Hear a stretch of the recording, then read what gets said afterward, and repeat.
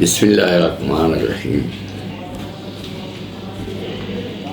আমাদের বাংলাদেশ স্বাধীন দেশ। আজকে সেই আমাদের বাংলাদেশের স্বাধীনতা, আমাদের বাংলা ভাষা, আমাদের মুক্তিযুদ্ধ, দেশের উন্নয়ন, দেশের অবনতি, ব্যবসা বাণিজ্যের বিভিন্ন রকমের ঘাটতি ক্ষতি বা নতুন কোনো ব্যবসা সামনের দিকে যে মানুষ বাহির থেকে বিদেশ থেকে আসবে, নিয়োগ করবে ব্যবসায়, সেটাও নাই। আর ব্যবসা বাণিজ্যের বেশ ক্ষতিগ্রস্ত হয়ে যাচ্ছে বাংলাদেশে। মানুষ বেকার হয়ে যাচ্ছে। মানুষ এখন কর্মে যার 10 টাকা পাইতো সেখানে 5 টাকা পাও কষ্ট, 6 টাকা পাও কষ্ট, কর্মকষ্ট। জিনিসের কিছু কিছু জিনিসের মূল্য অনেক বৃদ্ধি হয়ে গেছে। সরকার এদিকে হয়তো খেয়াল করছেন না।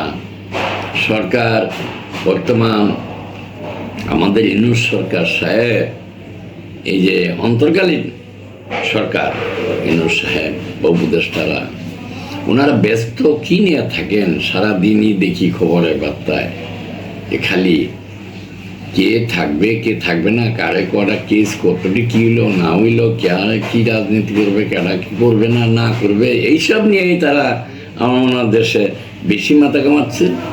যে হয়তো একটা পক্ষের একদম শেষ করে দেওয়া যায়, কেমন এটি হয়তো একটা কিছু হইতে পারে এরকম। তবে দেশের মানুষ কি চাচ্ছে? দেশের মানুষ চাচ্ছে কাজ।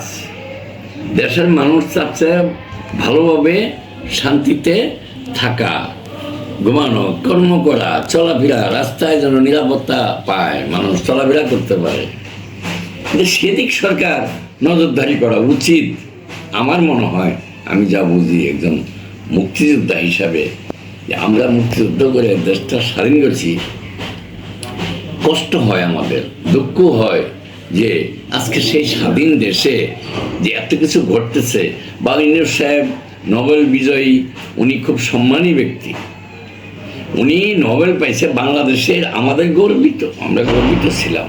যেমন মুক্তিযুদ্ধ করে আমরা মনে করছিলাম যে আমরা ভালো একটা মহান কাজ করছি, জাতিকে মুক্তি করে, স্বাধীন করে আজকে জাতি তার মধ্যে সে কাজ করতে পারে, কর্ম করতে পারে, চাকরি করতে পারে, লেখাপড়া করতে পারে, ব্যবসা করতে পারে, কথা বলতে পারে।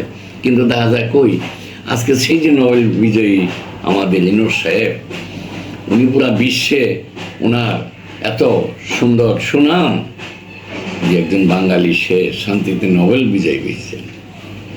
এর চেয়ে আমরা গৌরবের কিছুই নেই বাংলাদেশে। তবে উনি কেন এত বড় সম্মান অর্জন করে, উনি কেন এই দেশে বারবার রাজনীতির জন্য মাথা কামাইতে এমন একটা জায়গায় এসে নেমে গেল যে ওনার যে বিশ্বব্যাপী যে সুনাম ছিলেন নোবেল বিজয়ী, এখন সেই নোবেল বাদ দেন মানুষকে ইউনূস।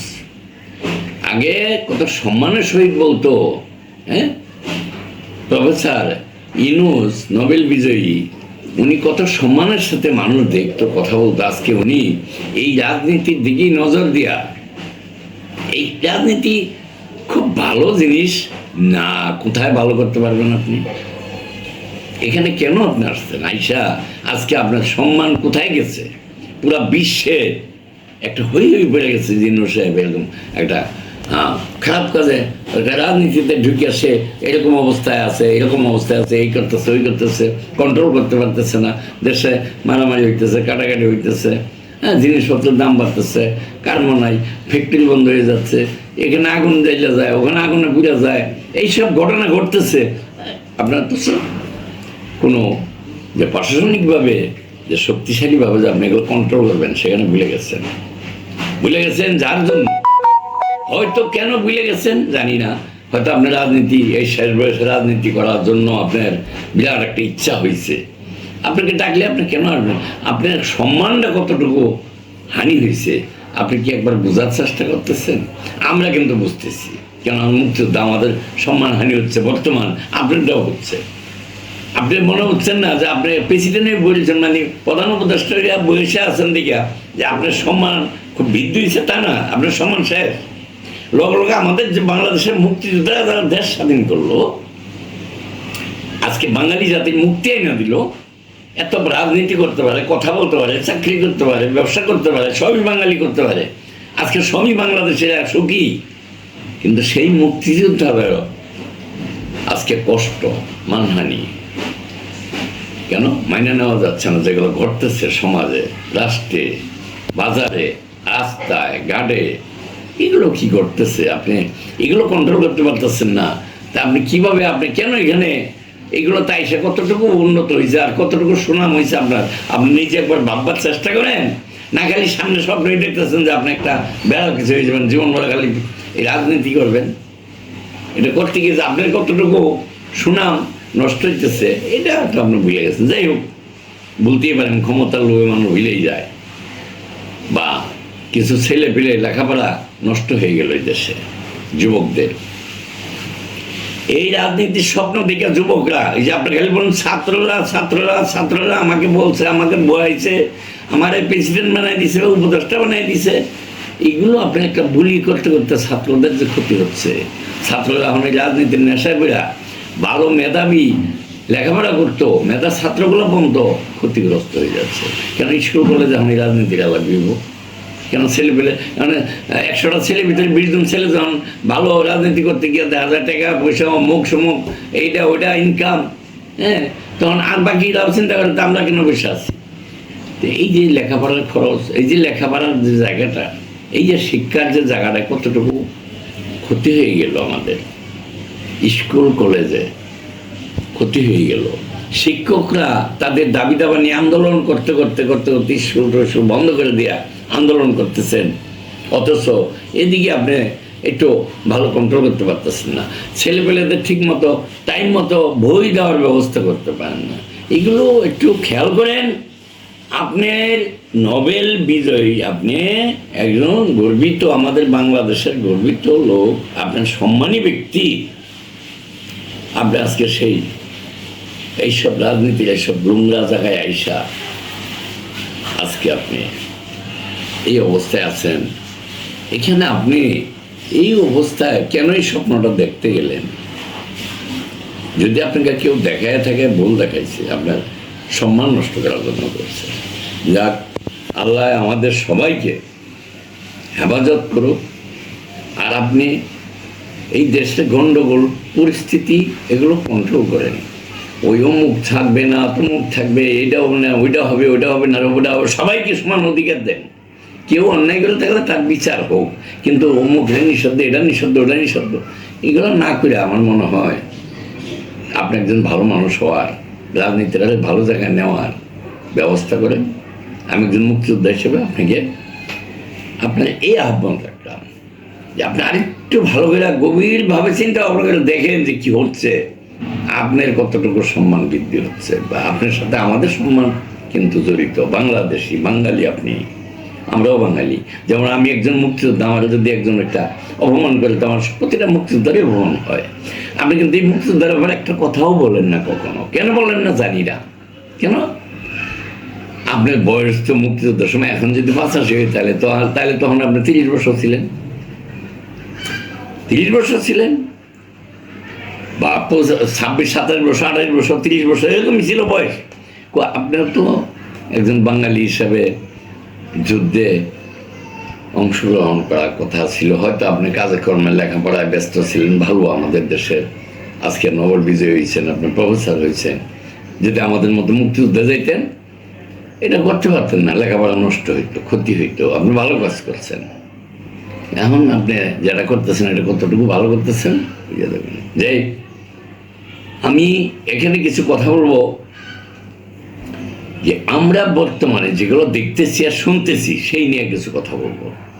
যেমন এই দেশে যে গণ্ডগোলটা হলো আওয়ামী লীগের এই যে রাষ্ট্র পরিচালনায়, যে তাদের যে ভুলগুলো ছিল, ভুলের কারণে মানুষের কিছু সমস্যা, ক্ষতি, অমুক সমুক বিভিন্নভাবে মানুষের দাবি দেওয়া মুখে, আন্দোলনের মুখে পড়া তার লাস্টে পদত্যাগ করতে হয়েছে, বা সে দেশ ছেড়ে অন্য দেশে যাইতে হয়েছে। এখন আসেন, এখন উনি গেছে ভালো কথা, কারণ আমরা সবাই ভালো থাকবো, দেশটা সুন্দরভাবে গড়বেন, ভালোভাবে মানুষকে কথা বলার অধিকার দিবেন, সবাই যেন কথা বলতে পারে, হ্যাঁ, সেই কাজটা আপনি করবেন। আর এর পিছনে এই আন্দোলন, এই যে সরকারকে হটাইতে গিয়ে যেসব আন্দোলন হয়েছে, লোকজন মারা গেছে, এটা দুঃখজনক ব্যাপার। কিভাবে মারা গেল আমরা, আপনি ওখানে বসে আপনারা যাই করতেছেন, কিন্তু জনগণ কিন্তু দেখতে চায়, জানতে চায় খালি একটাই, যে এই যে লোকগুলা কিভাবে মারা গেল, এটার আজও পর্যন্ত কোনো তদন্ত রিপোর্টে কিন্তু উঠে আসে নাই।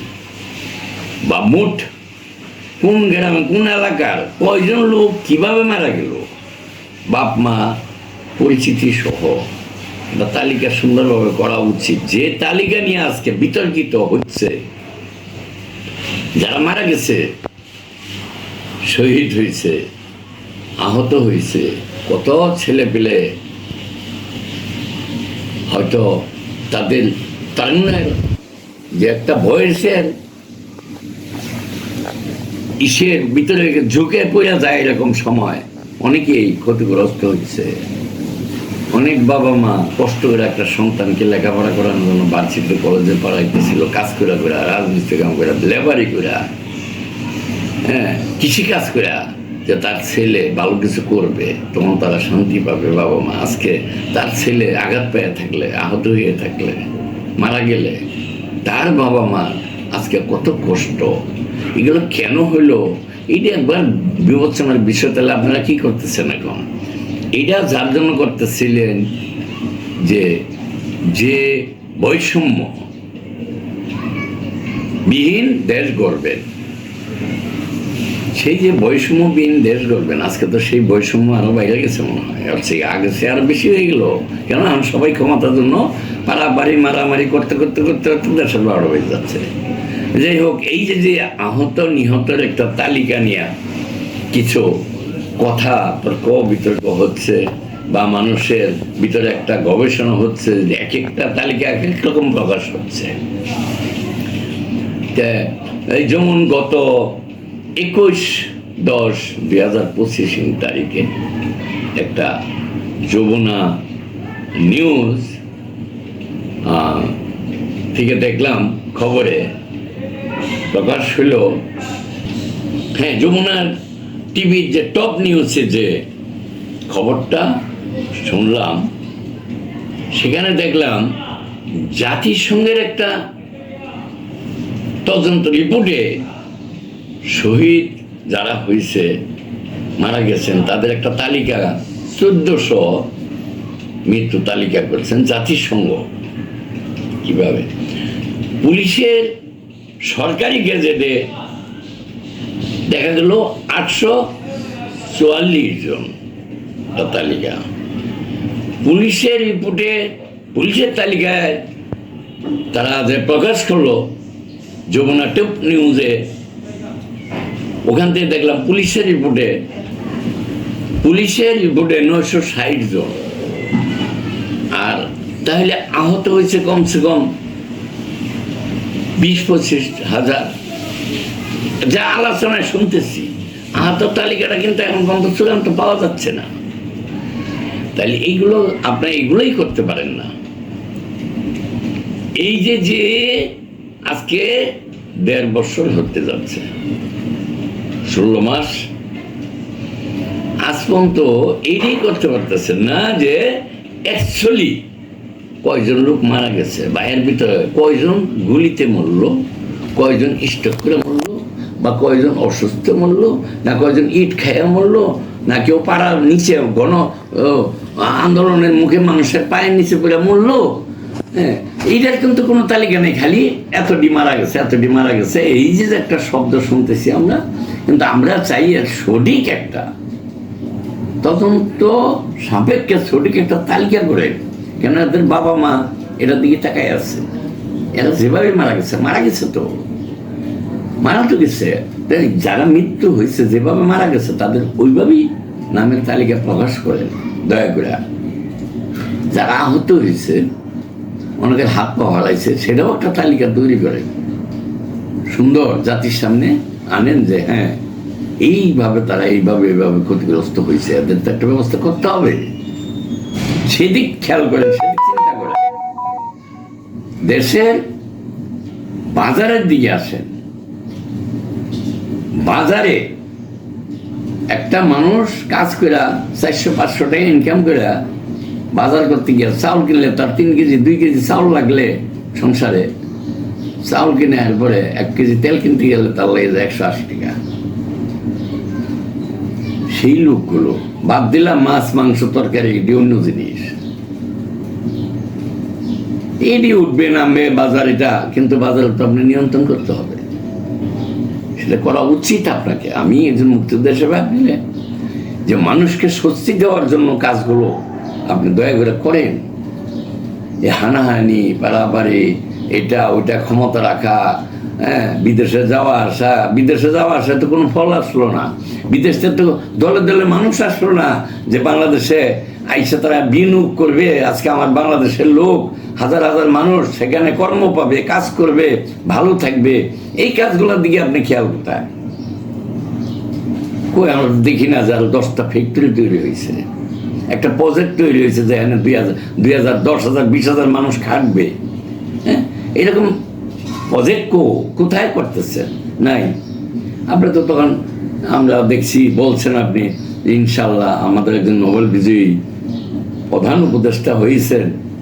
হ্যাঁ, আজকে বাংলাদেশের একটা গৌরব যে বাঙালি আর সুখের অভাব থাকবে না, কারণ উনার আহ্বানে বিশ্বের সব লোকজন বাংলাদেশে চলে আসবে ব্যবসা করতে। এখন থেকে আসছে না, এটা কি আপনি একবার দেখছেন? তাদেরকে আনার ব্যবস্থা করেন, ব্যবসার ব্যবস্থা করেন, দেশের শান্তির কাজ করেন, মানুষের শান্তির কাজ করেন, মানুষের খাদ্য নিরাপত্তা দেন, মানুষের চিকিৎসার নিরাপত্তা দেন, মানুষের রাস্তাঘাটে চলা বিরান নিরাপত্তা দেন।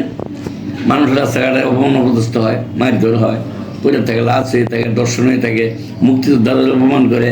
আপনি তো আজ পর্যন্ত মুক্তিযোদ্ধার ব্যাপারে একটা কথা সঠিক শক্তভাবে বলেন নাই। বলা উচিত ছিল আপনি একজন প্রধান উপদেষ্টা যে মুক্তিযোদ্ধাদের কেন অপমান করা হচ্ছে। আমরা তো একটা বক্তব্য এটা শুনি না, শক্তভাবে কাউকে বলতে শুনি নাই। কারণ নাকি এটা একটু আপনি দেখেন তো, আমাদের একজন, আমরা আপত্তি করতেই পারি আপনার কাছে, যেহেতু বাঙালি, আমি একজন মুক্তিযোদ্ধা, যুদ্ধ করছি, আমরা কোনো অন্যায় করি নাই। অন্যায় করলে এই দেশে থাকতে পারতাম না। মুক্তিযোদ্ধারা এই দেশে অন্যায় করে নাই। সবচেয়ে বেশি কষ্ট করছে মুক্তিযোদ্ধারা, মৃত্যুর মুখোমুখি দাঁড়ায় দেশ স্বাধীন করে দিচ্ছে আজকে বাঙালি জাতিকে। সেই মুক্তিযোদ্ধারা আজকে সবচেয়ে অবহেলিত এই দেশে। আপনারা রাজনীতি করতে গিয়ে কোটি কোটি টাকা পান, বাড়ি করেন, গাড়ি করেন, মুক্তিযোদ্ধারা একটা বাড়ি সরকার দিতেছিল যে কমসে কম একটা বাড়ি মুক্তিযোদ্ধাদের হোক, সেটাও বন্ধ হয়ে গেছে। অনেকগুলো ভাতা বন্ধ হয়ে গেছে, বিভিন্ন রকমের সমস্যা হচ্ছে। আপনি এদিকে খেয়াল করেন। কই আপনি তো খালি একটা জিনিস লয়ে থাকলে না, ক্ষমতা কে থাকবে কে থাকবে না, কে রাজনীতি করবে কে করবে না, কে রাস্তায় আসতে দেবেন কারা আসতে দেবেন না, খালি এই আমার মনে হয় খালি এই স্বপ্ন দেখলে হবে না। সম্পূর্ণ মিলায় কিন্তু স্বপ্নটা আপনার দেখতে হবে। পুরা বাঙালি জাতির ভালো মন্দ সব কিছু মিলায় আপনার কাজ করতে হবে। দয়া করে আপনি এদিকে নজরদারি করেন। আমি এই কথাগুলো অনেক দুঃখের সহিত বললাম, আমার বলার অধিকার আছে, কারণ আমি একজন বাঙালি হিসাবে, একজন মুক্তিযোদ্ধা হিসাবে দেশ স্বাধীন করছি। কেন? মারামারি কাটাকাটি করার জন্য না। মুক্তিযোদ্ধাদের অপমান করবেন, মুক্তিযোদ্ধারা কোথায় কি ক্ষতিটা করছে দেখাইতে পারবেন? হ্যাঁ, আর আপনাদের কাকে কে যেসব ঘটতেছে, আপনি দলে দলে বিদেশে যাচ্ছেন, লাখ লাখ কোটি কোটি টাকা খরচ করতেছেন, এটার কোনো ফায়দা আসতেছে না। এটা একবার চিন্তা করছেন আপনি? কেন আসে না? সব কিছু ঠিক করেন। আশা করি ইনশাল্লাহ আপনি ভালো কিছু করবেন, একদিক টাকায় আছি আমরা। আমি আজকে আমি যে কথাগুলো এখানে বলছি সেগুলো আমি বিভিন্ন নিউজ থেকে সংগ্রহ করে বলছি, আর কিছু আমার নিজের অর্জন মুক্তিযুদ্ধ করছি। আমি একজন বাঙালি হিসাবে আমার বলার অধিকার আছে, সেই হিসাবে মিলে কথাবার্তা বলছি। এর ভিতরে যদি ব্যতিক্রম বা একটু ভুলভ্রান্তি হয়ে থাকে কোনো কথায়, সেটা ক্ষমা চোখে দেবেন সবাই। এই বলেই আমি আজকে এই পর্বটা আমি এখানে শেষ করছি। আসসালামু আলাইকুম রহমতুল্লাহ বারকাতুহু।